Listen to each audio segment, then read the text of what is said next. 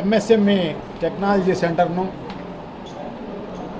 Kopparthi industrial hub నుంచి మంగళగిరికి తరలించాలి అన్న ఉద్దేశంతో చంద్రబాబు నాయుడు గారు జీవో నెంబర్ 56 ఒక 10 రోజుల కిందట రిలీజ్ చేయడం జరిగింది. సో టెక్నాలజీ సెంటర్ను ఎంతో పెద్ద ఎత్తున ఈ వెనకబడిన ప్రాంతంలో ఉపయోగపడుతుంది అన్న ఉద్దేశంతో మాజీ ముఖ్యమంత్రి వర్యులు శ్రీ జగన్మోహన్ రెడ్డి గారు మేమందరం ఎమ్మెల్యేలందరం ఎంపీ గారు అయితేనేమి, నేనైతేనేమి, అంజద్ బాషా అయితేనేమి, మేమందరం కూడా అది తీసుకొచ్చేదానికి గట్టి ప్రయత్నం చేయడం జరిగింది. 250 కోట్ల రూపాయలతోటి పెట్టే టెక్నాలజీ సెంటర్ అది ఇండస్ట్రీ కాదు, అది ఒక ఇన్స్టిట్యూట్.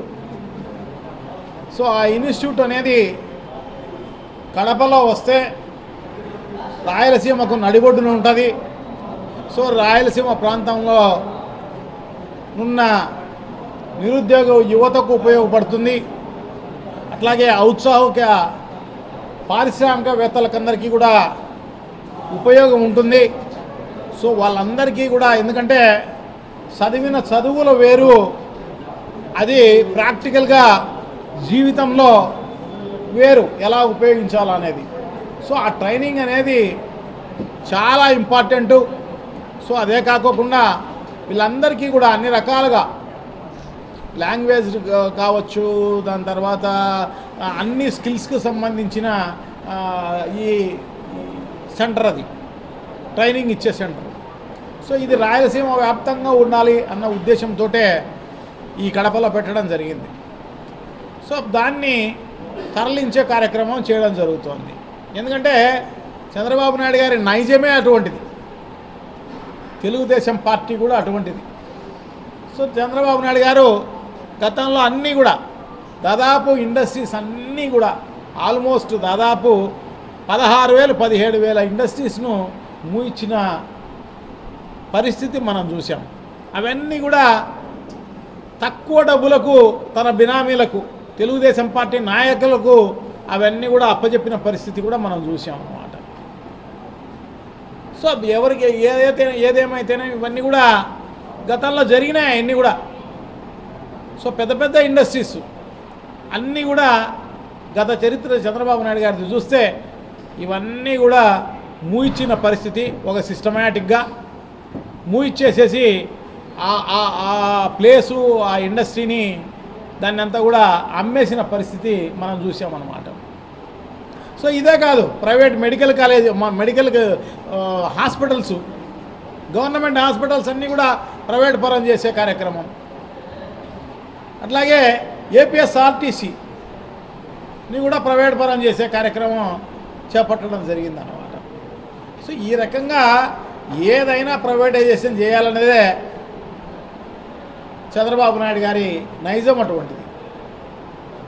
ఇప్పుడు కొత్తగా మెడికల్ కాలేజీలను కూడా ప్రైవేట్ పరం చేసే కార్యక్రమం చేస్తున్నారు అన్నమాట. కొత్తగా జగన్మోహన్ రెడ్డి గారు, మన గత ముఖ్యమంత్రి గారు జగన్మోహన్ రెడ్డి గారు ఈ రాష్ట్రంలో గతంలో 11 మెడికల్ కాలేజీలు ఉంటే ఇప్పుడు 17 మెడికల్ కాలేజీలు కొత్తగా, అది కూడా గవర్నమెంట్ మెడికల్ కాలేజీలు కట్టే కార్యక్రమం, శాంక్షన్ చేయించుకునే కార్యక్రమం అన్నీ కూడా చేయడం జరిగింది. అవన్నీ కూడా ప్రైవేట్ పరం చేసే కార్యక్రమం చేయడం జరుగుతుంది అన్నమాట. చూడండి, సో ఈ రకంగా జరుగుతున్న పరిస్థితుల్లో ఈ టెక్నాలజీ సెంటర్ను, దాంట్లో కూడా మళ్ళీ టెస్టింగ్ ల్యాబ్ కూడా ఫెసిలిటీ ఉంటుందన్నమాట. సో ఇవన్నీ కూడా ఉన్న పరిస్థితి. సో ఇవన్నీ ఉంటే ఇక్కడంతా కొత్త కొత్త పరిశ్రమలు వచ్చే కార్యక్రమం జరుగుతుంది. సో జగన్మోహన్ రెడ్డి గారు అన్ని రకాలుగా ఇండస్ట్రియల్గా అభివృద్ధి చేయాలనే సత్సంకల్పంతోనే బద్వేల్లో మన ప్లేవుడ్ ఇండస్ట్రీ అయితేనేమి, సెంచురీ ప్లేవుడ్ ఇండస్ట్రీ అయితేనేమి, దాని తర్వాత మన కడపలో ఎలక్ట్రానిక్ హబ్ను పెట్టి, ఎలక్ట్రానిక్ హబ్లో దాదాపు 2 పెద్ద ఇండస్ట్రీస్ డిక్సన్ అనే కంపెనీ ఒకటి వచ్చింది, ఇంకొకటి టీవీలు తయారు చేసే కంపెనీ కూడా ఒకటి వచ్చింది. సో అదే కాకుండా దాదాపు ఒక 25-30 ఇండస్ట్రీస్, చిన్న చిన్న ఇండస్ట్రీస్ అన్నీ కూడా రావడం జరిగింది అన్నమాట. సో ఈ కరోనా వల్ల కొంత ఇబ్బంది జరిగింది తప్ప 2 ఏళ్ళు మనం నష్టపోవడం జరిగింది.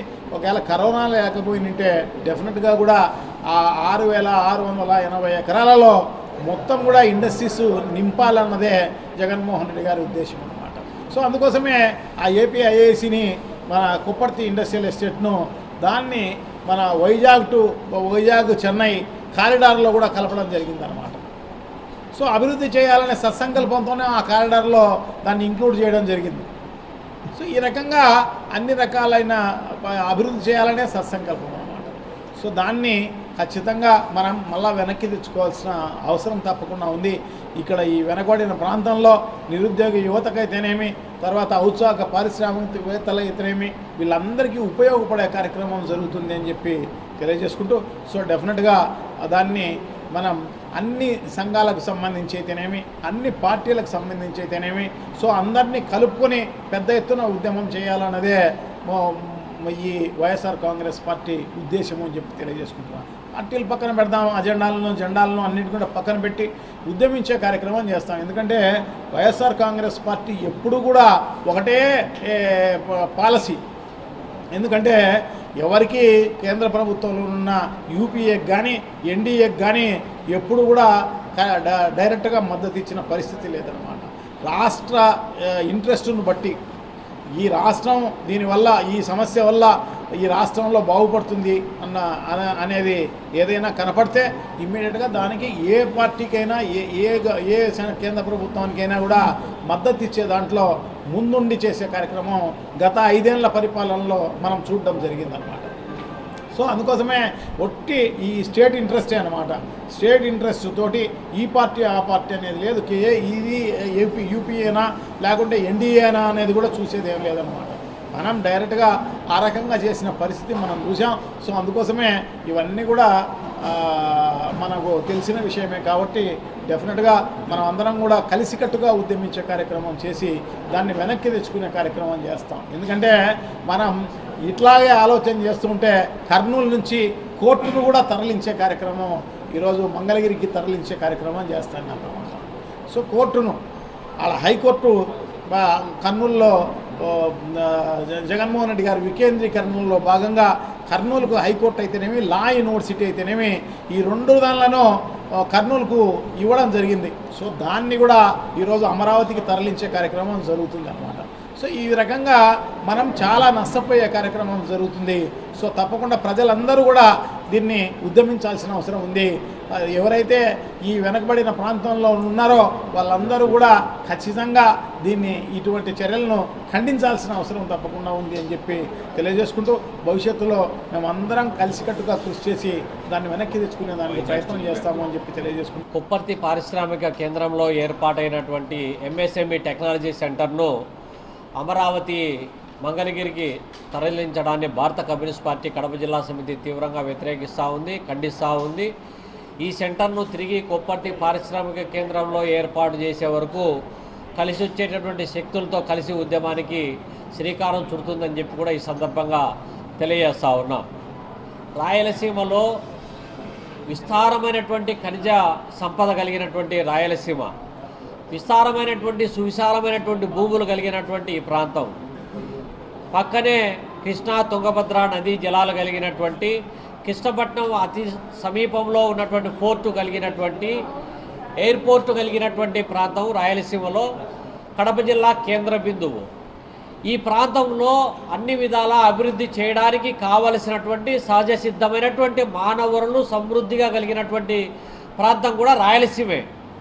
కానీ గత పాలక ప్రభుత్వాల నిర్లక్ష్యం, వివక్షత, ఉద్దేశపూర్వకంగా రాయలసీమను కార్నర్ చేయడం వల్ల అన్ని విధాల హక్కులు, అవకాశాలు కోల్పోయి నిత్యము కరువు, వలసలు, ఆత్మహత్యలకు నిలయంగా మారింది. అయితే దివంగత ముఖ్యమంత్రి డాక్టర్ వైఎస్ రాజశేఖర రెడ్డి గారి కాలంలో ప్రాజెక్టులకు కొంత నిధులు కేటాయించడం, ఈ ప్రాంతంలో ఏపీఐఐసి పేరుతో భూములు సేకరించి ఆయా ప్రాంతాల్లో కొంత పరిశ్రమలు ఏర్పాటు చేయడం అనేటువంటిది రాయలసీమ ప్రజలకు కొంత ఆశలు చిగురించాయి. అయితే ఆయన మరణానంతరం అనేక ప్రాజెక్టులు ఇవాళ మూలన పడ్డాయి. కడప జిల్లాలో ఉక్కు పరిశ్రమకు సంబంధించినటువంటి ఏర్పాటు పైన దాన్ని రద్దయిపోయిన తర్వాత ఉక్కు ఫ్యాక్టరీ ఏర్పాటు చేయాలని చెప్పి అనేక పోరాటాలు జరిగాయి. విభజన చట్టంలో కూడా పొందుపరిచారు. విభజన చట్టంలో పొందుపరిచినటువంటి ఉక్కు ఫ్యాక్టరీకి సంబంధించి 10 సంవత్సరాల మోడీ ప్రభుత్వంలో ఒక్కటంటే ఒక్క పని కూడా చేసినటువంటి దాఖలాలు లేవు. పైపెచ్చి ఏం చేస్తున్నారంటే ఇవాళ నిన్నగాక మొన్న వచ్చింది. ఈ 3 మాసాలలో చంద్రబాబు నాయుడు ప్రభుత్వం, అందులో ఎన్డీఏ ప్రభుత్వం రాష్ట్రంలో అధికారంలోకి వచ్చిన తర్వాత బీజేపీ, టీడీపీ, జనసేన నేతృత్వంలో ఉన్నటువంటి ప్రభుత్వము ఈ కడప జిల్లాకు సంబంధించినటువంటి ఒక్క పనన్నా చేసినారా? పోనీ 30 కోట్ల రూపాయలు కేటాయించగలిగినారా? 30 మందికి ఉద్యోగం ఇప్పించేటువంటి ఒక్క పరిశ్రమన్నా ఏమన్నా పెట్టగలిగినారా? లేదే. కానీ ఈ ప్రాంతానికి సంబంధించి ఒక్కటంటే ఒక్కటి చేయకపోగా నిన్నగాక మొన్న వచ్చినటువంటి మెడికల్ కాలేజీకి వచ్చినటువంటి సీట్లను రద్దు చేస్తారు. మీరు వద్దని చెప్తారు సిగ్గు లేకుండా. ఈ రాష్ట్ర వైద్య శాఖ మంత్రి సత్యకుమార్ మాట్లాడుతున్నాడు, ఆ పులివెందుల మెడికల్ కళాశాలలో హాస్టల్ లేదని. సిగ్గుందా నీకు? ఈ 30 రోజుల్లో నువ్వు హాస్టల్ పెట్టలేవా? ఆ సీట్లు భర్తీ చేయడానికి నీకు వచ్చిన నొప్పేంటి? కుంటి సాగులు చూపించి ఈ ప్రాంతాన్ని నిర్లక్ష్యం చేయడం అనేటువంటిది చాలా దుర్మార్గపూరితమైనటువంటిది. మెడికల్ కాలేజీలలో 50 సీట్లు పోగొట్టారు. మరి ఈరోజేమో ఉన్నటువంటి సెంటర్ను తీసుకొని పోయి ఎక్కడో పెడతారా? అంటే సెంటర్ను తీసుకొని పోవడం వల్ల రేపు పొద్దున 6,000 ఎకరాలు కలిగినటువంటి కొప్పర్తి పారిశ్రామిక కేంద్రాన్ని కార్నర్ చేసి దాన్ని బ్లాక్ లిస్ట్లో పెట్టాలనేటువంటిది మీకున్నటువంటి రాజకీయ కక్ష సాధింపుకు పరాకాష్ఠగా మారిపోతూ ఉన్నారు. చంద్రబాబు నాయుడు ప్రభుత్వం ఇప్పటికైనా ఆలోచన చేయాలి. రాయలసీమ అంటే నీకు గిట్టదని తెలుసు, కడప జిల్లా ప్రజల ఆకాంక్షలు నీకు పట్టవని తెలుసు. కానీ ఇలాంటి వైఖరి అవలంబిస్తే రేపొద్దున నీ ప్రభుత్వానికి పుట్టగతులు లేకుండా పోతాయనేటువంటి విషయాన్ని ఈ సందర్భంగా చెప్పదలుచుకున్నాం. తక్షణం ప్రభుత్వం తీసుకున్నటువంటి ఇదేదైతే ఉందో ఎంఎస్ఎంఈ టెక్నాలజీ సెంటర్ను తక్షణం కొప్పర్తి పారిశ్రామిక కేంద్రంలోనే పెట్టాలి. పెట్టకపోతే ఉద్యమం ఉధృతం అవుతుందని చెప్పి కూడా హెచ్చరిస్తూ ఉన్నాం. రాయలసీమ నడగొడ్డైనటువంటి తీవ్రమైన కరువు తీర ప్రాంతమైనటువంటి కడప జిల్లాలో కొప్పర్తిలో 6,400 ఎకరాలతో ఇండస్ట్రియల్ హబ్ ఏర్పాటు చేయడం జరిగింది. ఈ ఇండస్ట్రియల్ హబ్కు అనుబంధంగా స్కిల్ డెవలప్మెంట్ సెంటర్ను కేంద్ర ప్రభుత్వం ఇవ్వడం జరిగింది. ఈ స్కిల్ డెవలప్మెంట్ సెంటర్ను రాష్ట్ర ఎన్డీఏ టీడీపీ ప్రభుత్వం అమరావతి క్యాపిటల్ సిటీ డెవలప్మెంట్కు అనుబంధంగా తీసుకెళ్ళటానికి జీవో నెంబర్ 56 విడుదల చేసింది. ఇది చాలా అన్యాయమైనటువంటిది, దుర్మార్గమైనటువంటిది. ఎందుకంటే రాయలసీమ వెనుకబడిన ప్రాంతం, నిరుద్యోగంతో ఈ ప్రాంతంలో కరువు ఎప్పుడూ విలయతాండవం చేస్తున్నటువంటి ప్రాంతం. ఈ ప్రాంతంలో ఒక ఇండస్ట్రియల్ హబ్కు అనుబంధంగా వచ్చినటువంటి స్కిల్ డెవలప్మెంట్ సెంటర్ను తీసుకెళ్లడం అంటే ఈ ప్రాంత యువతీ యువకులకు 17 రకాలైనటువంటి స్కిల్స్ డెవలప్మెంట్ ట్రైనింగ్ సెంటర్ను తీసుకుపోతే ఎంత నష్టం జరుగుతుందో అనేటువంటిది ప్రజలందరూ కూడా గమనించాలి. అలాగే ఈడ ఔత్సాహికులైనటువంటి వ్యాపారవేత్తలకు కూడా ట్రైనింగ్ ఇవ్వడానికి ఉపయోగపడేటువంటి అంశం. కాబట్టి కరువు ప్రాంతాలలో ఇండస్ట్రియల్ డెవలప్మెంట్ చేయాలని చెప్పి, కరువు తీర ప్రాంతాల్లో ప్రాజెక్టు నిర్మాణం జరగాలని చెప్పి, కరువు తీర ప్రాంతాల్లో భారీ పరిశ్రమలు, ఉక్కు పరిశ్రమలు లాంటివి పెట్టాలనేటువంటిది చట్టంలో ఉన్నప్పటికీ దాన్ని అమలు చేయడానికి పాలకులు ముందుకు రాని పరిస్థితి. ఒకటా ఏదైనా అమలు జరిగితే దాన్ని ఆపడానికి, వేరే చోట తరలించడానికి ప్రయత్నం చేయడం అనేటువంటిది చాలా అన్యాయమైంది, దుర్మార్గమైంది. అలాగే మరొక అంశం కూడా ఏమిటంటే, ఈరోజు కడప జిల్లా అభివృద్ధికి ప్రాణవాయు లాంటిది కడప స్టీల్ ఫ్యాక్టరీ. ఈ కడప స్టీల్ ఫ్యాక్టరీ ఇప్పటికీ 3 ముఖ్యమంత్రులు 4 దఫాలు శంకుస్థాపన చేశారు. అది శిలాఫలకాల ఫ్యాక్టరీగా మారింది తప్ప అది ఆచరణలో నిర్మాణానికి అనువుగా ఏ ప్రభుత్వం అమలు చేసిన పరిస్థితి లేదు. ఈరోజు బీజేపీ నరేంద్ర మోడీ ప్రతిపక్షంలో ఉన్నప్పుడు 2014కు ముందు ఆంధ్ర రాష్ట్ర విభజన సందర్భంగా పార్లమెంట్లో చర్చ జరుగుతూ ఉంటే ఆంధ్ర రాష్ట్రానికి మా ప్రభుత్వం వస్తే 15 సంవత్సరాలు ప్రత్యేక హోదా ఇస్తానని చెప్పి పార్లమెంట్ సాక్షిగా మాట్లాడారు. మరి 2014లో బీజేపీ గవర్నమెంట్ వచ్చింది, 2019లో బీజేపీ గవర్నమెంట్, ఇప్పుడు 2024లో బీజేపీ గవర్నమెంట్ వచ్చింది. ఈ 15 సంవత్సరాల్లో ఈరోజు రాష్ట్రానికి ప్రత్యేక హోదా కాదు కదా, రాజధాని నిర్మాణానికి నిధులు కదా, పోలవరానికి నిధులు ఏ ఒక్కటి కూడా ఇచ్చిన పరిస్థితి లేదు. మొన్న 2024-25 కేంద్ర ఆర్థిక మంత్రి నిర్మలా సీతారామన్ గారు బడ్జెట్లో మాట్లాడుతూ మేము ₹1 కూడా ఉచితంగా గ్రాంట్ రూపంలో ఆంధ్రప్రదేశ్కు ఇవ్వము, అప్పులు ఇప్పిస్తాము, అప్పులు అసలు వడ్డీ మీరు కట్టుకోండి అని చెప్పి ప్రకటన చేసింది. మరి దీనికి చంద్రబాబు నాయుడుకు స్పందన లేదు, పవన్ కళ్యాణ్కి స్పందన లేదు, ఈ రాష్ట్ర బీజేపీ నాయకులకు స్పందన లేదు. అలాగే ఈరోజు నిర్మలా సీతారామన్ గారు పార్లమెంటులో కొప్పర్తి ఇండస్ట్రియల్ డెవలప్మెంటు చేస్తామని చెప్పి ప్రకటన చేశారు. కానీ ఆర్థిక బడ్జెట్ ఫుట్నోట్స్లో నిధులు కానీ ప్రణాళిక కానీ ఎటువంటిది కూడా ఆమె ఏర్పాటు చేయలే. అంటే మాటలు చెప్తున్నారు తప్ప ఆచరణ చేయడంలా. చంద్రబాబు నాయుడు నాది టీడీపీ గవర్నమెంట్ కాదు ఎన్డీఏ గవర్నమెంట్ రాష్ట్రంలో ఉండేదని చెప్తా ఉన్నాడు. కాబట్టి చంద్రబాబు నాయుడు ఆయన చేసిన పాపాలతో పాటు బీజేపీ చేసిన పాపాలు కూడా ఆయనే జవాబు చెప్పాల్సి ఉంటుందని చెప్పి సిపిఎం పార్టీ కడప జిల్లా కమిటీ తెలియజేస్తూ ఉంది, డిమాండ్ చేస్తూ ఉంది.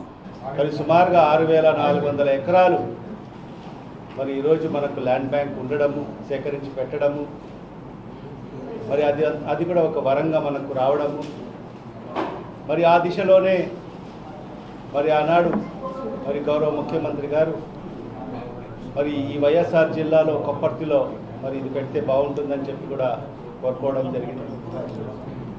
మరి దురదృష్టవశాత్తు మన అందరికీ కూడా తెలిసిన విషయమే, మరి 2 సంవత్సరాలు మనం కోవిడ్ వల్ల మరి ఆలస్యం కావడము, మరి 2023లో మరి ఆ రోజు ఎంఎస్ఎంఈకి సంబంధించిన కొందరు అధికారులు కూడా మరి పర్యటించి మరి వాళ్ళకందరికి కూడా మరి ఆనాటి మరి అధికారులందరికీ కూడా మరి జిల్లా అధికారులందరికీ కూడా వాళ్ళకు ల్యాండ్ చూపించడము, మరి వాళ్ళకు అన్ని విధాలుగా మౌలిక సదుపాయాలు కూడా కల్పిస్తామని చెప్పి కూడా ఆ రోజు వాళ్ళకు చెప్పడం వల్లనే మరి ఆ రోజు వచ్చిన కమిటీ దానికి సానుకూలంగా స్పందిస్తూ మరి అక్కడ ప్రజాప్రతినిధులైన మేము కూడా మరి ఖచ్చితంగా ఈ మన జిల్లాకు వస్తే బాగుంటుంది, ఎందుకంటే ఇది వెనకబడిన జిల్లా, మరి ఇక్కడ నిరుద్యోగ యువకులకు అందరికి కూడా ఈ ట్రైనింగ్ సెంటర్ ఎంతో ఉపయోగపడుతుంది.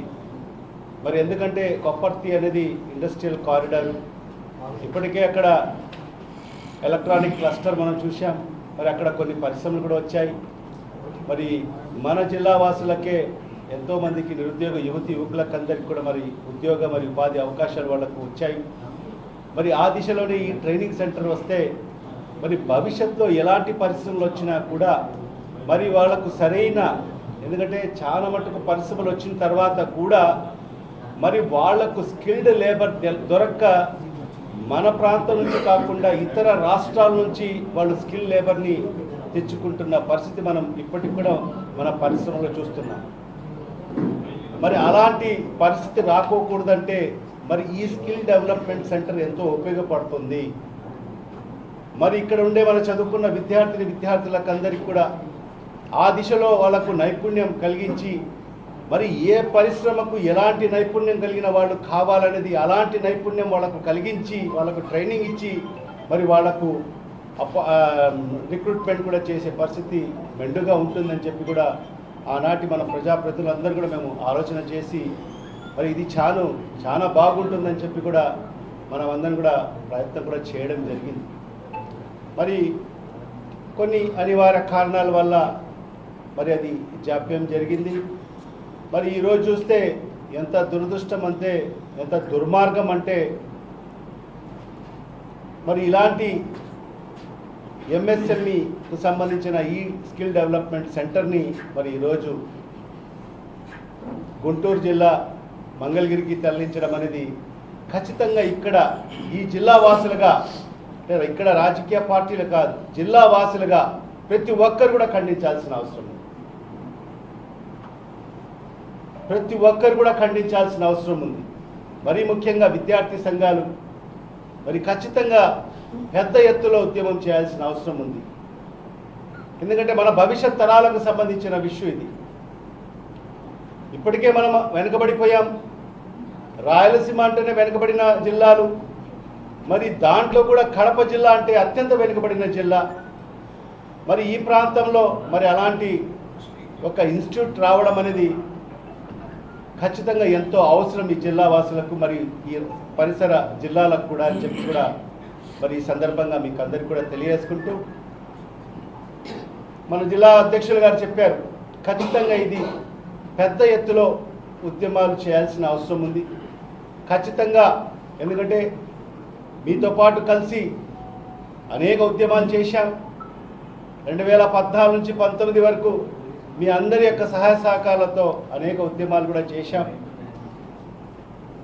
మా పాత్ర కూడా మేము పోషించాము. మరి ఈరోజు అందరు నాయకులు కూడా చెప్తున్నట్టుగా మరి మీ విధానపరమైన నిర్ణయాలు కూడా చెప్పాల్సిన అవసరం ఉందని చెప్పి కూడా చంద్ర గారు కూడా చెప్పడం జరిగింది. మరి మా సత్తార్ గారు అయితే మరి ఏదో కొడవలి మేము కొడవలిలాగా మేము అందరి రాజకీయ పార్టీలందరూ కూడా యూజ్ చేసుకుంటున్నారు.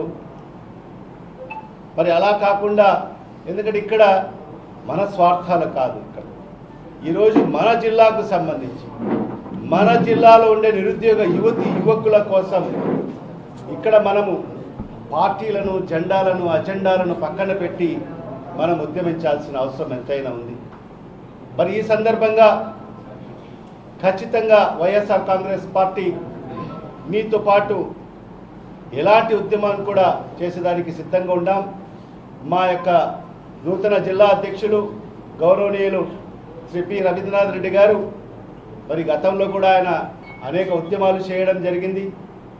మరి ఖచ్చితంగా ఆయన నాయకత్వంలో మీ అందరితో కలుపుకొని మీ అందరి యొక్క సహాయ సహకారాలతో మరి ఉద్యమాన్ని ముందుకు తీసుకెళ్తాం. మరి ఇవాళ చంద్ర గారు కొన్ని విషయాలు చెప్పారు.